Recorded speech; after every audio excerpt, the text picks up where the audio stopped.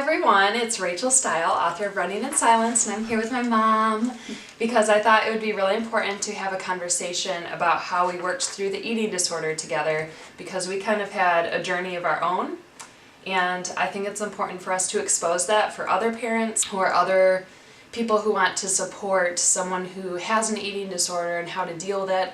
It's not to say that the way we dealt with it was or is the same way that everyone else should deal with it, but we just want to give our perspective, and I think it's important for my mom to have a voice too, so she's not just running in silence, because it was hard for her too. It was. Yes. So, I'm going to first give a little bit of background. I am the author of Running in Silence, if you didn't know that already.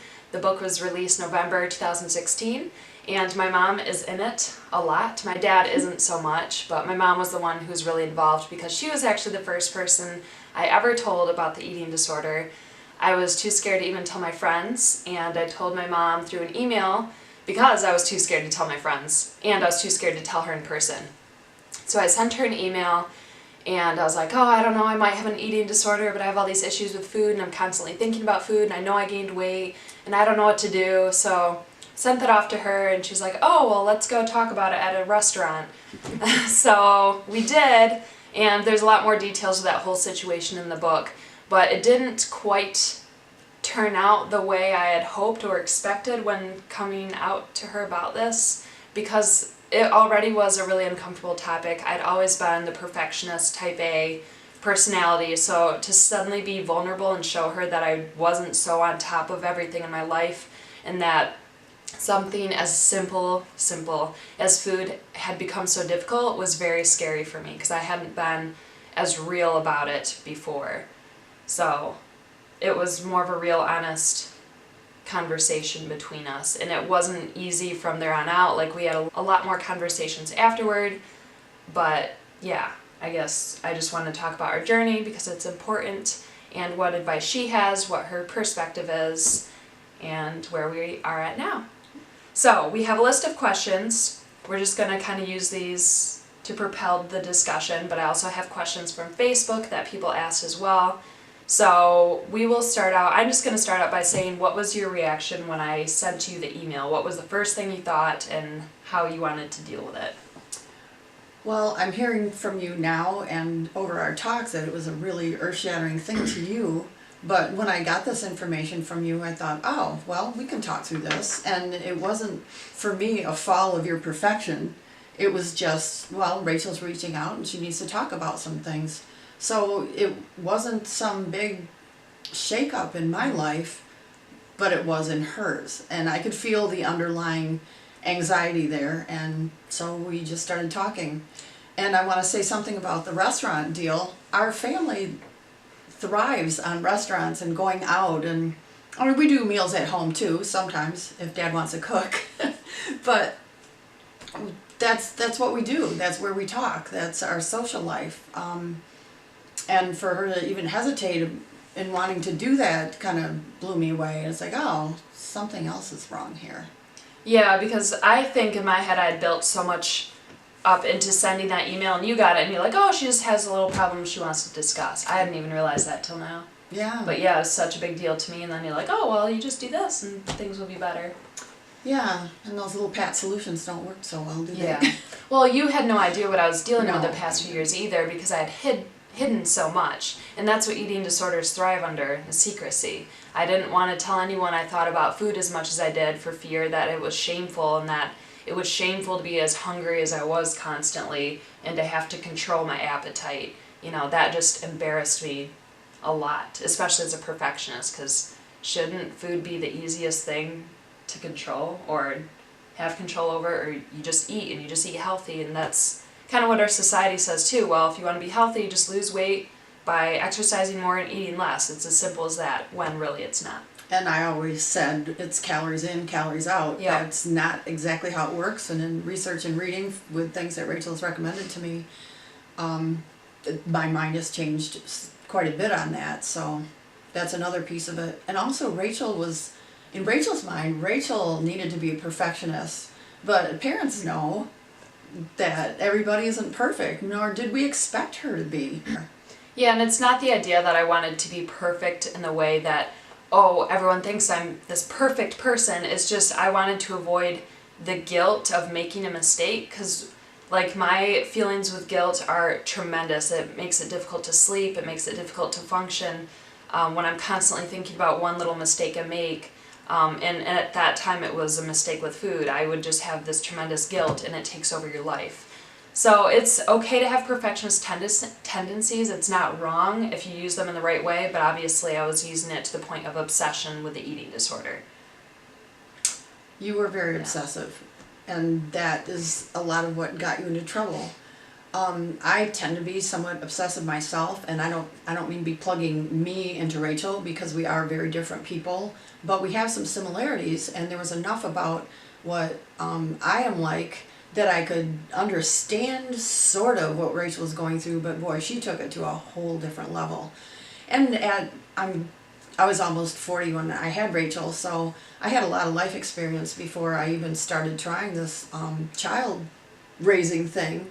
And I had already accepted, clearly I'm not perfect, and I expect myself to do my best, but I don't expect myself to be perfect. And for her to put that on herself, which she kind of did, was really frightening to me. And I don't want to just absolve myself of any fault, like I had nothing to do with putting this on her.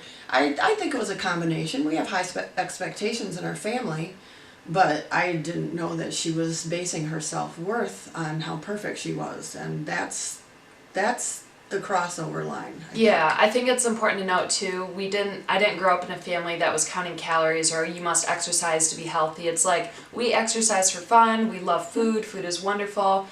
A lot of people think eating disorders stem from a family that's super rigid and you must meet all these grades, you must eat healthy, you must lose weight or keep this weight. We never talked about that kind of stuff. It was kind of born out of my personality and being a runner on top of that.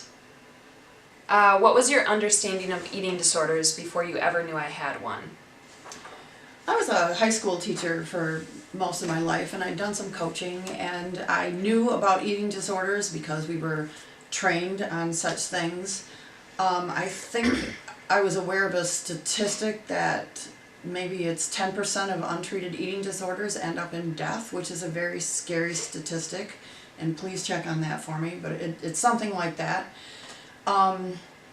I was taught to look for it in the classroom, but what you're looking for is someone who's super emaciated, somebody who wants to leave your classroom all the time to go to the bathroom because they're probably binging and purging. And it seemed like it would be a rather easy thing to spot. So yeah, I think the biggest thing when we should be talking about eating disorders is, like I mentioned before, eating disorders are very secretive. I wouldn't have purged or counted calories in front of anyone to make it super obvious because I was so ashamed that I was even dealing with anything like that at the time. I was making it as secretive as possible. I mean, even when I bought a scale, I hid it under my bed and only used it when no one else was home or like used it in my own bathroom. So I think the best thing to do with eating disorders is if someone seems emotionally down or depressed, that might indicate an eating disorder or some type of other mental disorder going on. Because usually if their mood or attitudes are changing, that probably indicates they may be coping in a destructive manner. It doesn't always mean that, but even for me, when I was developing anorexic tendencies at the end of my senior year of high school, I became depressed, sluggish, I was crying all the time, I wasn't even talking to my friends. I didn't even have the energy to talk. Like, I just wasn't talking much at all. Even when we went out to restaurants and stuff, I didn't have the energy. And I think my mom knew something was wrong, but she didn't think I was coping in a way with food. So I would say that's probably the biggest thing to look for with someone, is if their attitude has changed. I had no idea it had anything to do with food. Mm-hmm. And you were always such a perfectly honest young lady, and to think of how you hid things just scares me so badly when I look back on it. You were doing the typical thing, wearing baggy clothes so we couldn't see the weight that you lost.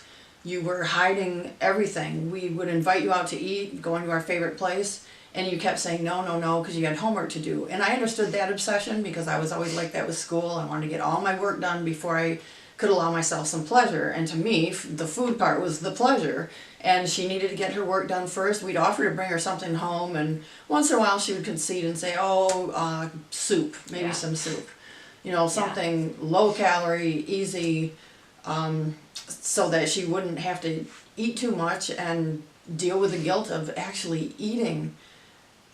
Hit it just so well. You were so sneaky. Well, the thing is, too, it's not like I wasn't eating at all, because usually if people are looking for eating disorders, oh, they're not eating. Like, we still eat when we have eating disorders. It's a mental illness, so it's mostly what's happening in your mindset. Well, a couple of things I noticed, of course, looking back at your pictures from the end of high school and the beginning of college, it's scary to me that I didn't notice something, but when you're seeing someone losing weight gradually, you know, maybe a pound a week or something for a while, and she couldn't really stand to lose all that much anyway, but she did lose. And I think one of the triggering things was the more you lost, the faster you ran, and then the more incentive you had to lose the weight. Another thing I noticed in our talking is you told me during high school you had, can I use numbers? It depends what's the number. The 123 when you... Yeah. When at the beginning of her senior year, Rachel weighed approximately what I do now.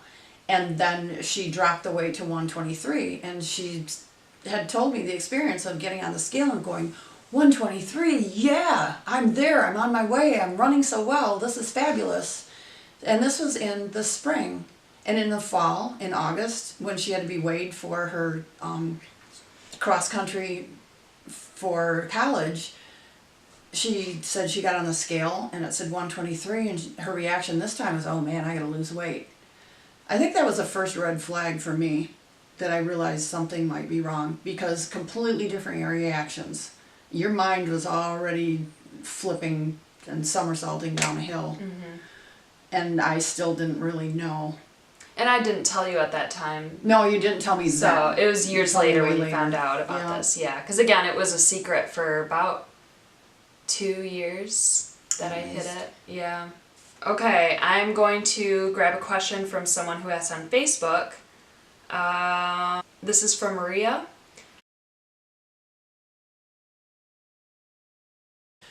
My husband, no. No, not at all. Well, yeah. Because he just, part of it is he didn't understand much about it, but for me, I kept asking myself questions like, oh, I was always a perfectionist. Did she inherit that from me? I was always a little OCD, only not to the extent Rachel was, but I thought, well, she must have inherited the OCD from me, or she learned it. You either inherit things or you learn them. And yeah, it kind of bothered me. Also comments, both my husband and I would make sometimes, if we'd go to a buffet or something and you see some rather heavy person get up and go get dessert, it's like, yeah, really looks like they need that. How rude, how awful. And it was just among family, it was private. I wouldn't go say that to them to their face, but it was kind of her attitude, is like, yeah, well, they're not taking very good care of themselves. And later on, with research that Rachel suggested I do, and reading some of the things that she did about how you judge other people, you don't know if they've got genetic propensity towards obesity, if there's a thyroid problem, you know, hormonal imbalances. There's all kinds of reasons for it. The crappy food that we all eat, fast foods and stuff, year after year. And if that's what's cheap enough to buy and you don't get good nutritional sources, that's going to affect your body type. And I'm fortunate. I'm adopted. I found my birth mother. She's just lovely as far as body goes. I'm so fortunate. I inherited that. It's genes. It's nothing I've done. It's not that I'm so smart and so careful with every single thing I eat. I mean, I try to eat healthy, and I think fresh foods and unprocessed foods is the way to go as far as you can, but I'm not as obsessive about it as Rachel was. Yeah. You know, so, but she did inherit some decent genes. And it's not all about just lack of exercise and eating bad stuff. Yeah, and I think an important thing to note here again too is that yes, there are families that are really on top of weight and telling their kids they need to meet all these grades and to run fast, and that kind of pressure may trigger an eating disorder, but there's also families like ours where I didn't feel that pressure from them, I felt it from myself to do well, and that's, you know, what kind of got my eating disorder going. I was always kind of predisposed to having an eating disorder. And there was one comment made by my mom that I talk about in the book. When I first asked her, like, do you think I need to lose some weight? I was really self-conscious to even ask her this, and she's like, well, just eat 2 pieces of toast instead of 5.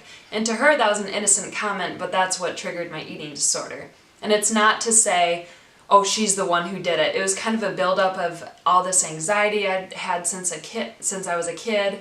My personality as a runner, perfectionist, type A, wanting to always do well, maintain a good weight. It was a combination of things, and that comment kind of set it off. But who's to say that a different comment later from someone else could have set it off later? So it's not to say she directly caused my eating disorder. It was a combination of things, and that just kind of set it off. But it could be anything else that could have happened later too. So I don't blame them. Well, I want to acknowledge that the way I answered you was the exact wrong thing to say to you, but what I heard was you would like to lose some weight. And what she heard when I answered her about cutting from 5 pieces of toast to 2, what she heard from me was, oh my gosh, I'm fat. And that's not what I meant, and we completely misinterpreted each other. Yeah. So what you say and what I hear is completely different, and vice versa, and it's a very frustrating trap to be in. Yeah, because even the eating disorder, as it grew and got worse, like any comment she made about her own food or a comment she made about someone else's food at the table would cause my eating disorder to think, oh, she's telling you that you're eating too much because that person's full or she's full and that's when you should be full. You know, it's this constant comparison and feeling like people are, you know, hinting at me that, oh, you're big or you need to lose weight or you need to stop eating so much. So it's the eating disorder kind of warps what people say. And it doesn't affect me as much anymore because I know I'm so much more comfortable with myself and I trust my body and I know what to do.